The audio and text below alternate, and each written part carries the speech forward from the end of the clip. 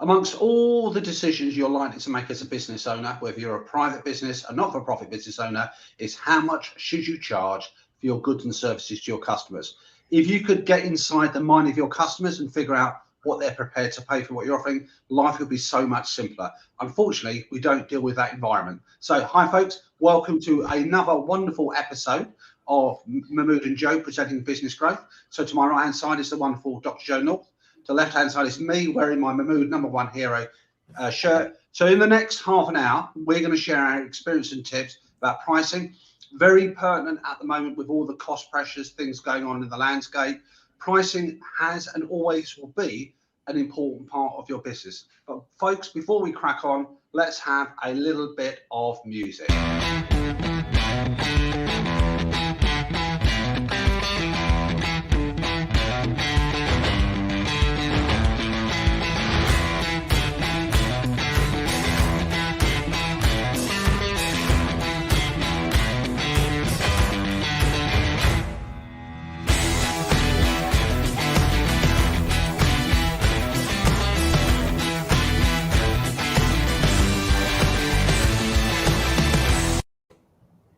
And welcome back, folks. So, Joe, how's your week gone? Been a busy week, been a really, really good week, and looking forward to the weekend. But looking forward to the show, actually, before we get to the weekend. And I think what we've got to talk about today, pricing, is a really important thing. And I know some people don't mind it at all, and some people think, oh, I hate talking about price, and I hate that bit when it comes to talking about money with customers and so on. But it's an important thing. We've all got to address it, haven't we? And absolutely. I think that's an interesting point you flag up there, because I think some people talk about pricing as though it's a formulaic thing. You know, take a number, add X percent. And I think if you're probably a monopoly supplier, if you're a bureaucratic institution, you may follow a formula, and that might suit you if you're the only kid on the block, so to speak. But if you're not, which is the majority of us, it's a bit of what goes on between your ears, this psychology. Numbers obviously play a vital part in there as well.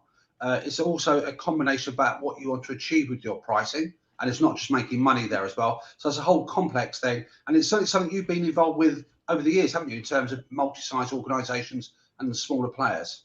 Yeah, so in terms of pricing, I've been involved in supermarket pricing. So I created a pricing strategy for 600 supermarkets and big, 22,000 to 50,000 products, depending on the size of each of those stores, and creating a pricing strategy that matched the store location and the product category and the competitive environment and demographics and so on.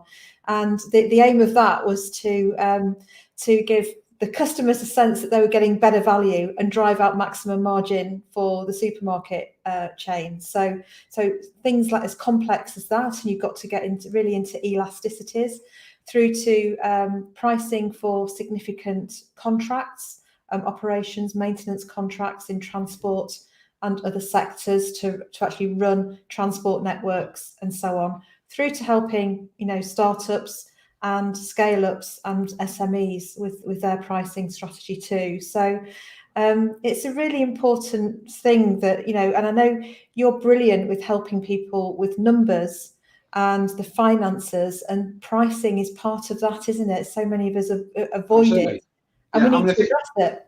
Yeah, absolutely, 100. And what I love about big corporates, by the way, because I think there's always lessons you can take from that and adapt to the size of organisation you are. So there's a few things you've just thrown into the mix where an understanding or an awareness about where to find the numbers is really critical. So you talked about elasticity. So, again, you may be a company that's offering a product that's not distinguishable in the marketplace. You can buy it from anywhere. Therefore, pricing may have a bigger impact on how much you sell. You may have a product that's got its own unique properties. It's very branded. It's got value in there. Your pricing approach is different. And the supermarkets, I always love talking about supermarkets. I used to work for a brewery company many years ago, and you've got a portfolio of products in there, with different price points, with different objectives in there as well. And those companies like retailers, which are very sophisticated with the systems they've got, can manage to price those things in terms of, depending on the commodity, they will adopt a particular price point. And one thing I picked up from you, as a bare minimum, and it's not what drives it, but I think businesses have got have a real understanding of what their cost base is. And I think we were talking about it earlier, weren't we, in terms of cost pressures going on with insurance, supply chain, labour, materials, and all the rest of it. It's sad in some respects about how many businesses have got a disconnect with what things cost them and the type of cost floating through their business. Yeah, it's really important. So for me, pricing has got those two key components: is what is it costing, and a lot of small businesses do know what it's costing to make a widget X or product Y or deliver service whatever it is, and some don't, some do, some don't. But so it's the cost side of things, but also the demand side of things in terms of what the market will take.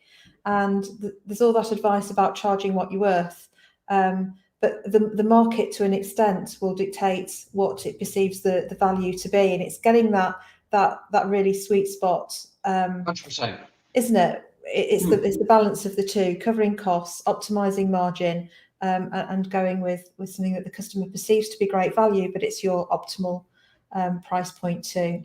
I mean, I like that phrase, that sweet spot, because I think if you look at pricing as a one-dimensional, if I know what something costs me, this is what can happen. If I know my value to the customer, this is what can happen. You've got to try and correlate the two together and make them link up there as well. I think on the cost, by the way, I'd probably go one step further.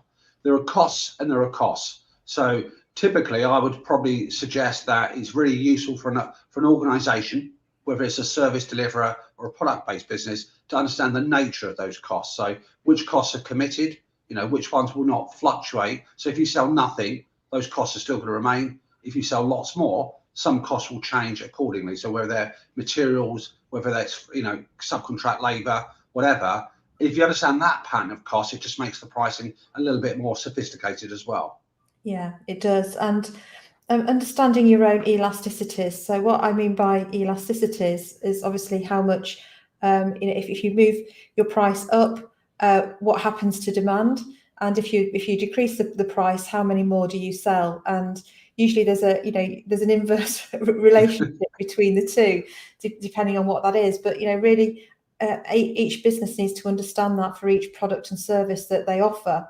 How far can they go? And discounting, particularly we've got Black Friday coming up, everybody, When does that come up, Joe? Is it next week or the week after? Yeah, I think it is. I think it's the 23rd of November? I should know. It's not the 23rd, but yeah, it's very soon, because I've started getting all the emails. I'm sure you have too. Black Friday. One or two, yeah. Which is pre-Black Friday, and the temptation is to slash prices, think we can discount a load of stuff and make a load of money, but of course that eats into margin, contribution, profitability as well. So do everything, do these things strategically, think them through and work them out would be my recommendation. I think so. And I think what's coming out of this here is that, and by the way, folks, before we continue, if you just coming up on replay, if you put #replay, let us know what your thoughts are in the comments about how you approach pricing, whether you find it an easy topic, straightforward topic, whether you've got a bundle of different ways of pricing. This is on replay, so obviously me and Joe would love to respond to your comments as well. I think in terms of that, what really strikes me is that you've got to be confident in your own business, what it is, what you're trying to achieve. Your objectives are really also influencing the pricing policy that you have. So I don't know, if you're a manufacturer or a retailer that's got stock, that's pretty much nobody's going to buy it because it's a fashion item, or it may be an item that's coming towards the end of its useful life, then discounting, getting rid of it, might move you to a discounting philosophy there. If you've got something that's quite unique, then obviously your pricing strategy is going to be slightly different. Yeah. It's Friday the 26th of November, okay. Black Friday. Sorry, I had a bit of a moment there, but that's when it is. Yeah, and if you're sitting on a lot of stock, or sticking on a lot of socks, which is what I nearly said. That alliteration, I think, with the S's.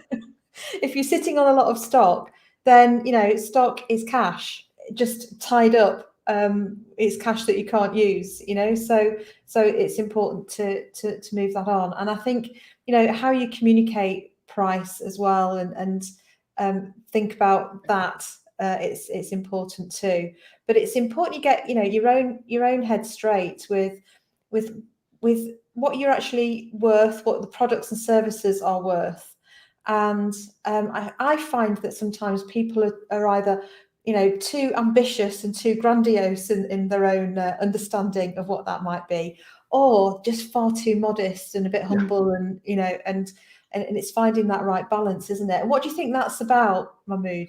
I think it's a lot of things there, because I think depending where you are on your business cycle, so whether you're starting off or whether you're a mature business here, you've got to understand your purpose, you've got to understand your why. And I know that sounds a bit woo, but if you have no idea where you position yourself, what you represent, what you're trying to achieve, that lack of confidence in what you are as a business, what your offer is, the problems you're trying to solve, then becomes very difficult when it comes to saying, right, what do I charge for this product? What do I charge for this service? And I think there's also another dimension, is that a lot of businesses, in my experience, aren't what I call customer focused. They don't empathize and put themselves in the shoes of the customer. So I think all that confusion from the individual business owner and management team here is what influences sometimes disjointed and a rubbish pricing approach. Yeah, and I think it's particularly challenging to price for some businesses where they're offering a service which is, a consultancy, or maybe it's a creative thing, like it could be art, or something artisanal as well. So getting some of that pricing is subjective, isn't it? How much would somebody pay for this could be very different from how somebody else would pay for what they would pay for it too, around art and so on. Interesting, actually, because I think the artists that I deal with, that it's very difficult, isn't it, to put a monetary value on a creative piece of work. Artists, generally speaking, I think by the very nature of what they are, fantastically talented, find it very difficult to actually translate their value. They might use time. They might, look at the time they're spending on something. But I think you can also factor in, if you don't communicate to your end client, your end customer, your audience about what the offer is, it becomes very difficult. I think there's also a confidence issue. Some people don't have the confidence to price what they think their product is worth. They may be, as you said, I think you said earlier on, they might be over ambitious and overprice themselves, or sometimes they'll underprice themselves. Mm-hmm. And underpricing can actually turn the customer off, can't it? If something seems to be too good to be true, too cheap, too inexpensive, then we think actually that's not desirable. So there is something in some categories about higher pricing creating desirability and confidence. I think it's interesting. I mean, if I take what you just said there, if I put it into a food example, if you're saying that you're a high-end restaurateur, high-end food place, but you're charging negligible prices for your food, there's a disconnect in people's mind. They're thinking you're offering something of value, but actually you're pricing it too low. But that communication, I think also, Joe, is the whole package, isn't it? If you are going towards the higher end of things, but everything that you offer, so it's cheap packaging, it's like the actual customer service that goes with it is quite poor, then the price doesn't reinforce that value. And that communication, what's your thoughts about the communication? Is it just about, so we talked about price challenges at the beginning, from all over the place, that there are going to be price hikes over the next 12 months that are going to be disproportionate to what they were like pre-COVID. So how would you go about managing that communication with your clients and your customers if you're passing on prices? I think the first place to start is actually with yourself, and and be really clear in terms of what prices are going up, by how much, and what's the reason for that, and also what are you doing about it. So can you demonstrate that you are doing your best to make efficiencies, or look at other alternatives for how you package, distribute, or ingredient mix, or whatever it might be. And I mean ingredients in the widest possible sense. So if you're not clear about what you're doing and why, and feeling comfortable with that, then that discomfort will get passed on to the customer in some shape or form. And I think you can send a letter or an email and just blanket let people know. But business is about relationships, and I think wherever possible, use your relationships to have honest, transparent conversations with customers about what's going on. Thinking through how it will affect them, giving them as much notice as possible that at some point in the future the price is going to increase, so that they can do their planning and maybe get some early orders in before, just as a bit of goodwill, really, I think. And take a longer term view. It's and look at it as, if you think prices are going to keep going up and going up and going up, which is what we think will happen in 2022, who knows, not got a crystal ball, then see that as a long-term strategy rather than each one just being a tactical response to what's going on right now. 100%. I think you want to avoid that knee-jerk reaction. I think you've got a few things to consider. So you've got a few things to consider. Is that the extreme is you absorb all those costs, which is going to obviously eat into your cash flow, eat into your profit margins, and your business won't be sustainable. You either say just charge them fully onto the client and you maintain your profit margin, which is, I think, a bit too dramatic. I think, these price rises, as much as they're not, desirable, I think it's the same situation that we had when COVID first blew up. In other words, this is an opportunity for businesses to actually review and challenge their costs at the moment, challenge what their processes are, because as you said, there are gains that can be made by efficiencies, productivity gains there as well. So it may be that, through a variety of mechanisms here, is not necessarily the cost that's passed on by wherever you are in the supply chain is automatically eaten up. So I think that it's a great opportunity for businesses to actually do a self-review, a 360 internal review about what's going on, with their processes, their costs, and the like.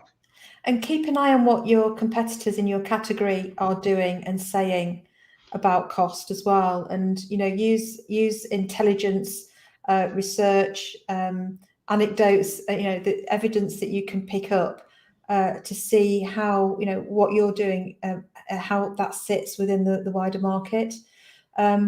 And we should always be really looking at price. When prices are going up on energy, distribution, supply chain, materials, and so as they are right now, that drives it. That forces us to have a good hard look, doesn't it? Or we should be, whatever business we're in. But it should be something that we're checking in with on an ongoing basis. And unless we know for sure that things aren't changing particularly. And you can do things like increase volumes and look at where you're buying and maybe do some things in-house that you've been outsourcing and vice versa. So be creative about how you think about the cost base as well. Absolutely. I mean, I think that the biggest issue is panic, isn't it? It's being panicky, thinking all these cost prices. You've got to do your diaphragmatic breathing, take a nice deep breath, take a step back, get all your management team together, look at it as a collective conversation that you're having about this thing here. But I think the key thing is not to be a rabbit in the headlights and get paralyzed with fear with everything that's coming through the cycle. Again, I know at the risk of sounding very tedious and boring here, that just, for me, reinforces the idea of understanding your business, planning, looking at the future. And I like this idea you flagged up about long-term view. I mean, I don't have a crystal ball either, by the way. If I did, I'd probably be sitting on a Caribbean beach with £15 million in the bank for the lottery. But it's about, I think these price hikes will probably go for the next 12 to 15 months. You'll get into a settlement period where life goes back to some degree of, I hasten to use the word normality. And then I think you might see some cost downward pressures here. So you're going to look at typically over, I think, a 2 or 3 year time frame and actually manage that transition. Yeah, I agree. And I think it's about thinking through your product and service ecosystem as well. And if you're purely if you've got stuff that's purely priced in one part, you might want to look at, going back to supermarket terminology, a good, better, best strategy, which is, you've got some baseline products and services, some great value stuff that can be, ticking away, and low maintenance, low management things for you to deliver. The better stuff is the good quality, above average stuff, and then the premium, the best, where you're pricing really high to margin, and having a bit of a portfolio, a bit of an ecosystem, and also thinking about the margin mix of that ecosystem, because you might have a lower margin over here and a higher margin over there, but if you can sell the two together, then collectively, it's a bit like it's a horrible name, but the razor and blades business model, isn't it? So if the old Gillette thing, if you sell them a razor for cheap, then they'll have to buy the expensive blades and keep coming back for them. But thinking about it more holistically like that as well can really help rather than just as a series of individual items, Oh, depending on absolutely. your business. Yeah. Yeah, I think that's. I mean, if I draw back on what I worked for in hospitality, so typically what would happen, and I think there's two things that spring to mind. You look at a portfolio, say in a public house, a pub. You look at the mix of products they've got there. Some have got high margins, some have got low margins. That's profitability, folks, by the way. So it may be that you've got certain types of lemonade, for example, which are relatively high margin, which you're looking to upsell, you're looking to move on. The actual spirit price itself might be relatively low margin comparison, but you're actually looking at the mix overall, but you're actually looking about, if I do X, what's the impact on the customer's relationship? So that bit we talked about earlier on about psychology, numbers, understanding the business really comes into it. And I think the retail space is a fantastic illustration, I think for two reasons. One is the complexity and the knowledge base, but I think also we could talk about all these things theoretically, but you do need data systems, stock systems, information systems that gather that data and people who can actually translate that volume of data into what it actually means to actually apply it. Yeah, and I think the most fundamental question that every entrepreneur needs to answer is, for every product or service you sell, you need to know what it costs you to make or do that thing, and what margin are you making on it. So I think that's a really fundamental question, and lots of people can't answer that. And another common mistake that goes into the pricing mix is that people don't include their own time. Yeah, for sure. Especially when they're starting out. And what's your view about including your own time when you're starting out and you're just setting off on something? I think there's two factors at play, but I think even when you're starting up, you have to factor in your time from the very beginning, because otherwise you run the danger of, you might gain sales, you might grow because you're underpricing, because you haven't reflected your own time in there. You know, whether it's 20 quid, whatever value per hour it is. What happens is when you get to that point where you've got a certain size business here and you think, right, I'm going to put the prices up, customers don't like it when you suddenly go, oh, I've got to add an extra 20, 30, 40, 50% to compensate. Price it correctly from the beginning, factor your own timings, because then you'll know whether your business is sustainable or not. No, I think you're definitely right to flag that up, that not including your own time, even from the very start, is a massive mistake. Yeah, I think it's because you're looking to do something that you can scale and grow, so therefore it needs to be scalable from as early on as possible, doesn't it? 100%. I mean, at the risk of repetition on this show, I think you flagged up a great point, because even if you get to a situation, eventually the founder is likely to be less involved in the day-to-day running of the business. The founder, as it should be, is going to be taking more of a back seat at the strategic overview. And you've got to think, can that business sustain someone like me to do the tasks that I did at the beginning? And if you haven't built that into your pricing model, then you're going to find you're going to be under-resourced as the business builds up. Yeah, and I remember there was a time, it was pre-COVID, and I was talking to a business and they'd received a letter from a customer, and the customer was saying, look, our prices are going up in general, and that means that we've either got to put the prices up for our customers, which isn't going to be a good thing. So can you reduce your price? And there was a sort of a period of time where I was seeing quite a bit of this, customers writing to suppliers, asking them to decrease their cost. If a business is at the receiving end of something like that, how would you deal with that? It was an engineering company, actually, that in question. Okay, that's a toughie. I mean, I've seen a lot happen in retail, by the way, in terms of those trying to get the price reductions from the supply. I think there's everything else. Okay, you've got to think about what's the impact on your own cost base, because it sometimes is, don't get attracted by the value of the sales that you're doing with that company. Look at the profitability here. If it's a short-term measure, possibly. If it's that you might gain some other way by getting bigger orders, potentially. But I certainly wouldn't agree to it, yes or no. And I think you've got to have that factor of walking away from it. I know BHS, for example, I'm trying to think of that guy now who's the head of BHS, but he was very notorious for it. Retailers are tough, okay? It's a very tough environment there. And I know that's a very common practice. I just think it's a very difficult thing. I think you've got to understand, if you do decide to move downwards, is it a temporary measure? Is it something that you're going to benefit by getting bigger orders?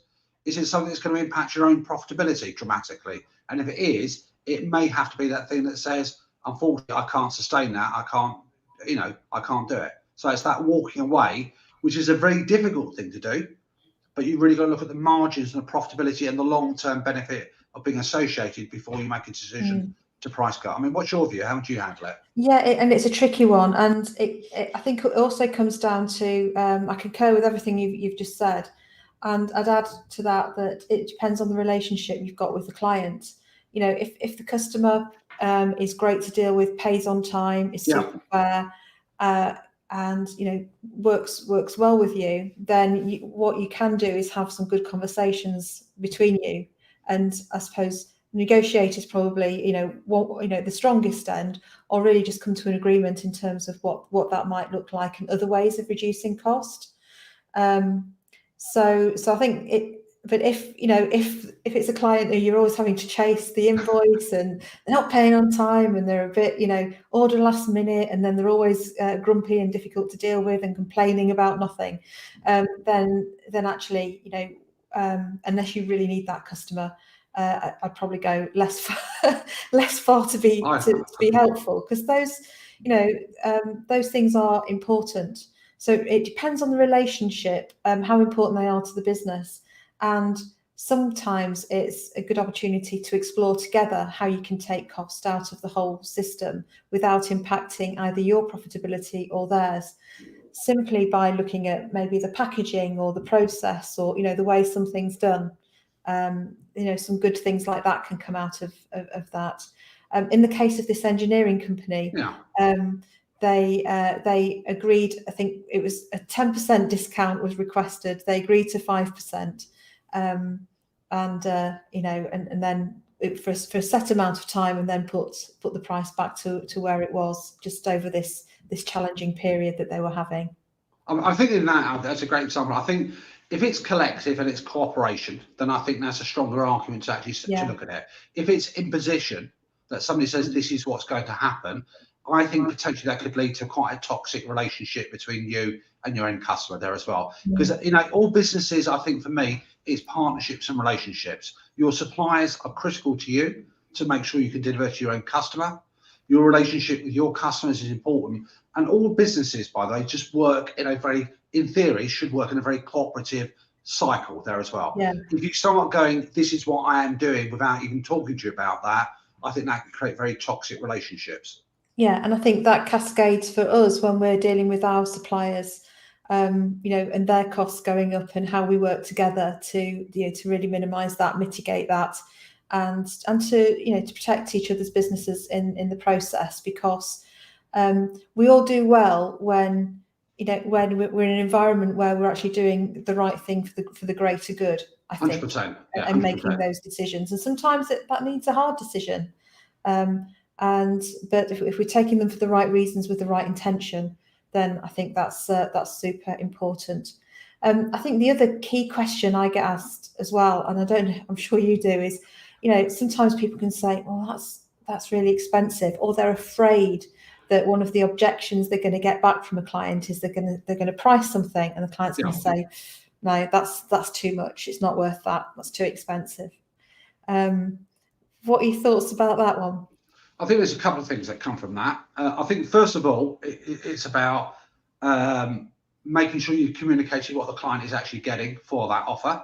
I think the other thing to consider is that, I think you said that better before, if that's too expensive for them, offer them an option, something that might be a lower price point, where they can still get some of your product or your service.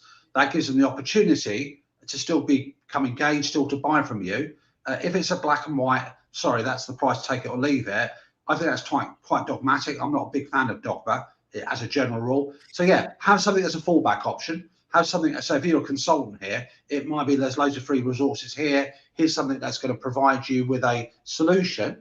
When circumstances work themselves out, then come back and buy. And it shouldn't be automatically, okay, I'll discount my price by 25% or whatever, just to make you happy. That's the wrong way. Talk about it, negotiate it, and think about what their objections are. Yeah, absolutely. And sometimes you can say, okay, so, and ask, what are you comparing it with? To? Well, I don't know about my grammar there, but you're saying it's too expensive compared with what? What did you have in mind? and explore what it is that they think is expensive. And you can say, well, what I can do then is I can, rather than decrease the price, say, well, in that case, I can include some of this and include something else that's still valuable to the customer. Isn't going to cost you an absolute fortune to bundle in, but it just gives the customer a sense of better value. I think it's better to do that than just go straight to a discounting position. Yeah, 100%. I think what that says is, if you go immediately into discounting, I think it creates that impression that, well, actually, were you artificially inflating the price in the first place? If you're going to react so quickly, I just think it shows a lack of confidence. I think the other thing I have seen a lot of business owners do is that when somebody talks about the price they're charging, they take it quite personally, and they think they get quite negative in their response, which from a personal perspective, people do whatever they want. They've got their own views of the world. But I just think that it's a conversation you need to carry on, not saying, oh, if you don't like it, go away. Talk to the customer, engage with them, because it may be they don't buy from you at that moment, but they might come back to you. So I think you've always got to maintain a positive and a very comfortable conversation. And I agree. And what I hear from a lot of social enterprises particularly is, I'm worried that people can't afford it. Yeah. And not just social enterprises, but mainly from there is, well, what if people can't afford it? And this is where the good, better, best strategy comes in. Have something low cost and affordable, and other things as well. But think about who you're marketing to and who you're selling to, and what you need to be, what you need to do to be successful in the round. We've got a great comment. It's good to see Andy is here lovely. With us. Yeah. There we go. Thank you. That's very kind of you, Andy. Thank you for joining us this afternoon. Yeah. So do check out. Andy has got a brilliant product on strengths, product service around really understanding your strengths. So do have a look at that. And it's about prioritizing your strengths as well. So really cool. Thank you, Andy. If you can share that what Joe's just recommended, put it into the comments box, and we'll share that to the listeners before we start wrapping up. So it's interesting, Joe. We've come full circle here, and we've talked about. I just flag up, by the way, listeners. So if you catch us up next week, so we're here pretty much every Friday at 1 o'clock, talking about all matters business growth. We're going to be talking about pricing again next week. So this is like an introduction. It's a fascinating topic, pricing, by the way, but it's a vast area. So we just thought we'd give you a flavour this week, and we're going to continue the conversation on next week. So obviously tune in. We'd love to hear from you. We've talked about lots. We've talked about how you can't treat it in isolation. You need to understand your numbers. You need to understand the communication, the psychology part of it. You need to understand what it is you want to get out of your pricing approach and your pricing policy. And it's the collective there, I think, that you've got to piece together. And if you are thinking about prepping any of those Black Friday deals, it's a great marketing opportunity for you to do that. Then be strategic about it and make sure that any discounts or offers and things that you're putting forward will actually grow you, overall, and achieve the objectives that you want. You're not just discounting because it's Black Friday. Yeah, be thoughtful, and intelligent with your application of it. So, which is why, So it's been great to be here, and we will be back next week. We're not here on Black Friday, funnily enough, but we are here next week. So we will see you then, won't we? We will. By the way, on a Black Friday deal, which applies throughout the year, by the way, we'd love it if you want to hop onto mahmoodandjoe.com, join our mailing list here, so we can keep you in touch with stuff that's going on throughout the year. There's no charge, so the Black Friday price for subscribing to the mailing list is, I believe, a magic zero. So we'd love to hear from you. Thank you for your company. If you've got any comments that come up, any thoughts to share, please add them in the comments box. Apart from that, folks, have a wonderful week. Yeah, have a good one. See you soon. Bye. Let's play out with a bit of wonderful music here, Joe. So here we go. Let's rock it out. Yeah. Let's rock it out. See you, folks, next week.